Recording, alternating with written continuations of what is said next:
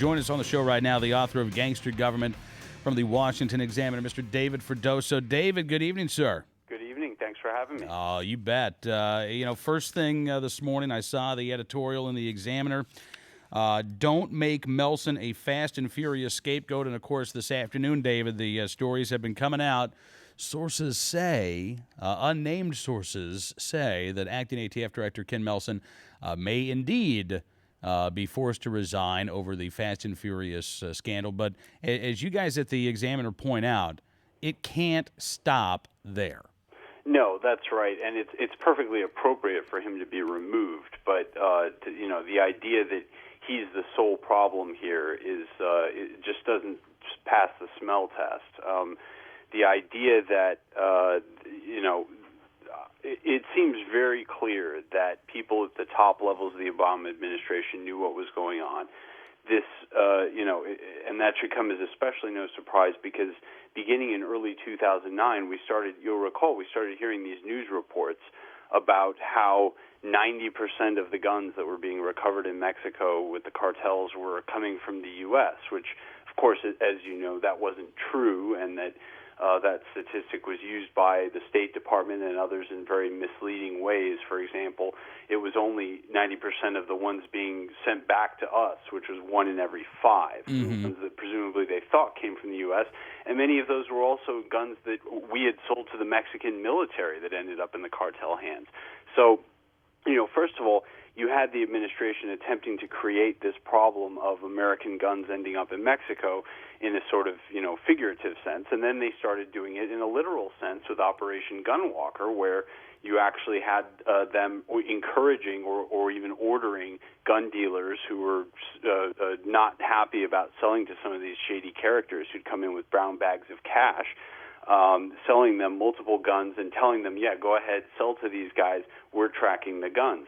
And then they would let the guns go into Mexico in hopes of later on figuring out that the guns had been used in various cartel crimes, and then being able to prosecute the gun dealers, or the traffickers who were buying them from the dealers, rather. Yeah. And, this scandal is, this is something that could not have taken place without the involvement of top-level Justice Department officials, especially Attorney General Holder, because you had the U.S. Attorney, the local U.S. Attorney was involved in this, and it wasn't just the ATF director. You can't just blame this acting director for a major, just one of the dumbest things you can possibly imagine in a criminal investigation. Well, one of the things that we talked about right off the top of the show tonight is back in early May, before, ABC and CNN and a lot of the press really started covering Fast and Furious, Representative Ice released a couple of documents showing that the head of DOJ's criminal division, Lanny Brewer, had signed off on a wiretap authorization as part of Fast and Furious. And at the time, the response from DOJ was, in essence, look, just because he signed it doesn't mean he knew anything at all about the case. Now,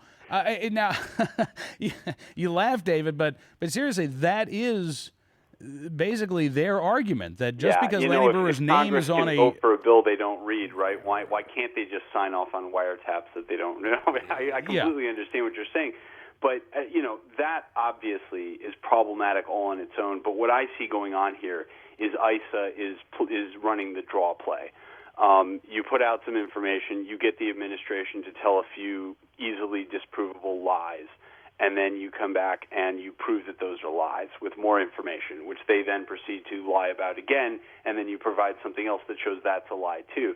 And I think that he has been just systematically dismantling the credibility of this administration, and I think we're going to see more of that, because I think we're going to the committee folks have been saying privately that there's more to come, and I completely believe them. They're holding this very close to the vest for a good reason. The draw play is a very, very effective play in Washington. Yeah, no, it is, and we've already seen, DOJ say, well, we didn't authorize this. This was a local program. ATF made it very clear that this was based out of Phoenix, and it really didn't go all the way up to the top. And then we saw those emails last week where Ken Melson wanted weekly briefings, wanted the IP address of one of the cameras so he could watch apparently from his worktop computer or computer there in his office.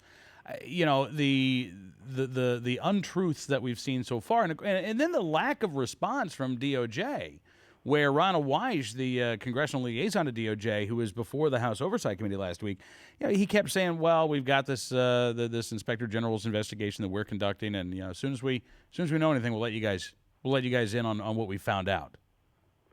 Well, yeah, and they're they're clearly in CYA mode here, and very desperate to whitewash this entire thing. Whereas, the burden of proof really should be on them. This isn't a criminal case here. We're looking at, are these people worthy of governing our country? In which case the burden is really on them.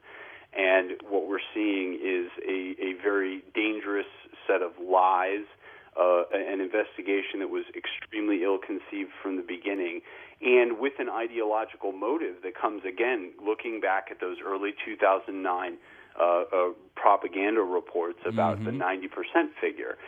There is every reason here at this point to believe that there is something very, very wrong, and that this comes from the top. And it's up to the Obama administration basically to reclaim some credibility by telling the truth for a change.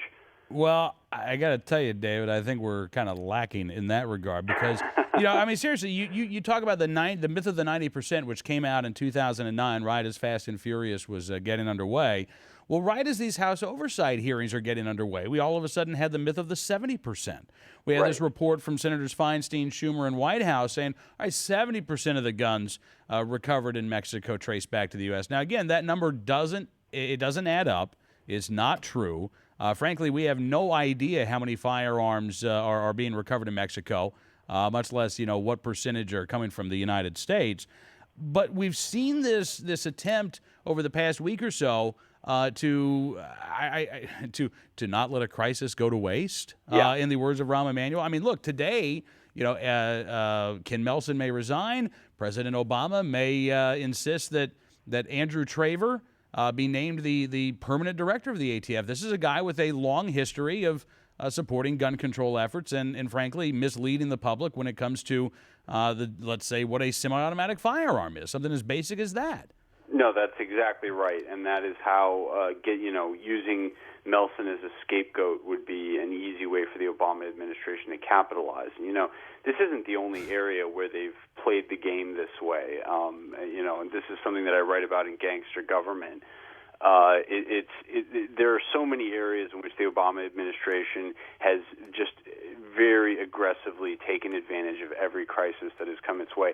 And this one is so sad because now we've seen the, I'm sure, unnecessary a murder of a border agent, apparently with firearms that were trafficked by the U.S. government through this program to the Mexican cartels. It's something that everyone should be really just, it should make everyone sick. It's just a terrible, terrible, I don't want to say that it's just a tragedy or a blunder. I mean, this is malfeasance of the highest order. Yeah. So, David, has this officially risen to the level of Washington scandal now? I definitely think it has, yes. I mean, especially, look, even if it only means the resignation or forcing out of the acting director of the ATF, that's a scandal right there. Now, does it go any higher? Does it become a more political scandal? That really depends on what ISA has. And, again, I think he's got a lot more. I think we're going to see a lot more about this in the coming months. All right, David, thank you again, sir, for coming on the program. Always a pleasure to talk to you. Well, thanks so much for having me. David Freddoso, author of Gangster Government, here on the program.